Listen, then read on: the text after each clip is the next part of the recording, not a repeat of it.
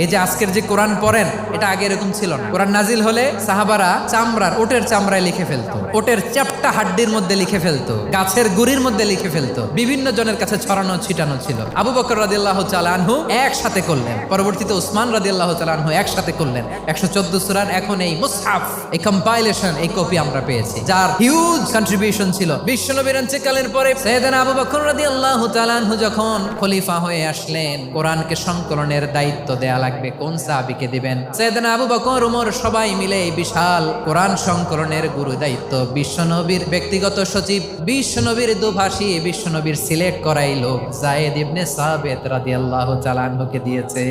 এই পুরো কোরআন কম্পাইলেশনের project manager ছিল যায়েদ বিন সাবিত রাদিয়াল্লাহু তাআলা। দেখেন, এত সাহাবীর মধ্যে থেকে বিশ্বনবীর একাডেমিক প্রজেক্ট যায়েদ বিন সাবিতের মতো তরুণকে নির্বাচিত করেছেন। কেমন ট্যালেন্ট হান্টার ছিল আমার নবী